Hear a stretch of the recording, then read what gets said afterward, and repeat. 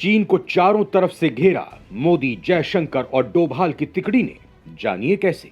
मोदी ने एक ऐसा चक्रव्यूह बनाया है जिससे निकलना या कहें जिसे भेदना चीन के लिए बहुत ही मुश्किल होता जा रहा है। लेकिन भारत की इस तिकड़ी ने चीन को सबक सिखाने के लिए बना लिया है मास्टर प्लान।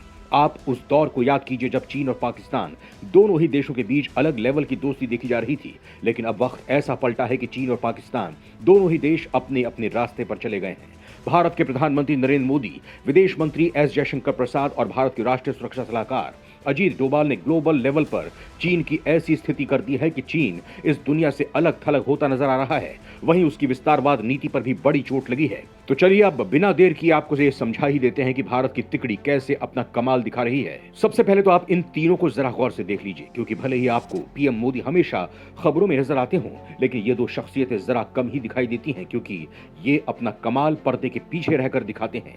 इन्हीं का एक कमाल है कि जहां एक तरफ भारत की ओर दुनिया देख रही है, तो दूसरी तरफ चीन और पाकिस्तान अपने नापाक इरादों के साथ भारत की ओर देखने से अब कतरा रहे हैं, क्योंकि इन्हें मालूम है कि इनकी कोई भी चालाकी मोदी, डोभाल और जयशंकर प्रसाद की इस तिकड़ी की नजरों से बच नहीं पाएगी। इतना ही नहीं, इन्हें मालूम है कि ड्रैगन की दुम इतनी आसानी से सीधी नहीं होने वाली है और इसीलिए ये आने वाली परिस्थितियों पर भी अपनी पैनी नजर बनाए हुए हैं।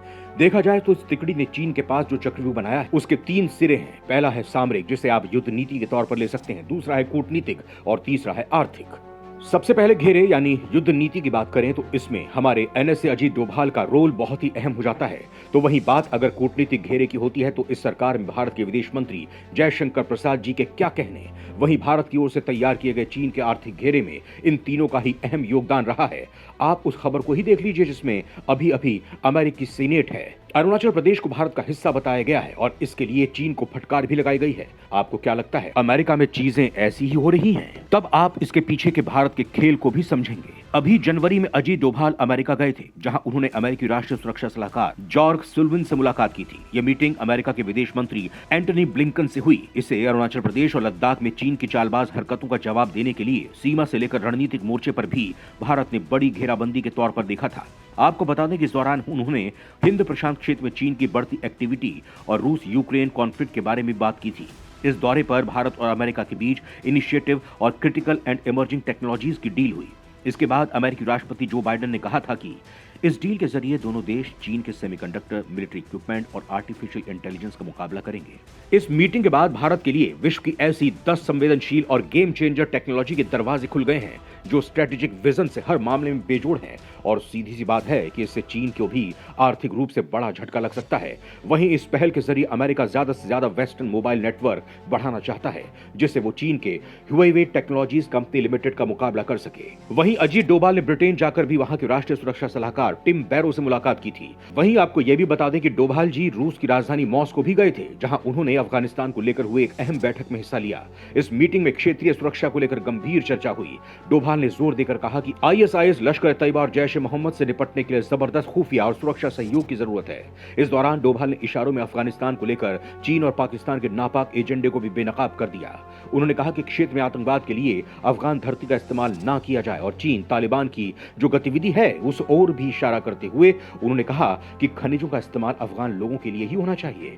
यहां अजीत डोभाल की मुलाकात रूस के राष्ट्रपति व्लादिमीर पुतिन के साथ भी हुई। पुतिन से मिले अजीत डोभाल। अजीत डोभाल के दौरे बताते हैं कि वो एक साथ कई मिशन पर काम कर रहे हैं और ये मिशन है चीन को घेर देना। आपको बता दें कि अजीत डोभाल को भारत का जेम्स बॉन्ड ऐसे ही नहीं कहा जाता है। भारत की सुरक्षा से जुड़े हर मसले को बड़ी गंभीरता से लेते हैं वो। वहीं अगर बात भारत के विदेश मंत्री एस जयशंकर प्रसाद की करें तो उन्हें बिना लाग लपेट के अपनी बात रखने के लिए जाना जाता है पूरे विश्व में। यहां तक कि जयशंकर जी ने F-16 डील को लेकर अमेरिका तक को नहीं छोड़ा और सीधे दो टूक जवाब दे दिया। वैसे विदेश मंत्री एस जयशंकर को 38 साल तक भारतीय विदेशी सेवा का एक्सपीरियंस भी है। उन्होंने अमेरिका और चीन के मुद्दों को बेहद करीबी से हैंडल किया है और फिलहाल कर भी रहे हैं। वो G20 समिट में भारतीय कूटनीति की जो धाक देखने को मिली है, इसके पीछे विदेश मंत्री एस जयशंकर का बहुत बड़ा रोल है।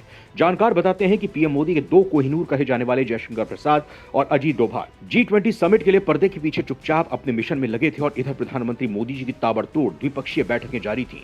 कभी फ्रांस के राष्ट्रपति से तो कभी सिंगापुर के प्रधानमंत्री के साथ, कभी जर्मनी की चांसलर से तो कभी ऑस्ट्रेलिया के पीएम और इटली के प्रधानमंत्री के साथ। इस मीटिंग की खास बात यह रही कि ब्रिटेन के प्रधानमंत्री ऋषि सुनक और चीनी राष्ट्रपति शी जिनपिंग की पहले से तय मुलाकात आखिरी वक्त पर रद्द कर दी गई, लेकिन पीएम मोदी और सुनक की अहम द्विपक्षीय मुलाकात बिल्कुल अंजाम तक पहुंची हुई है।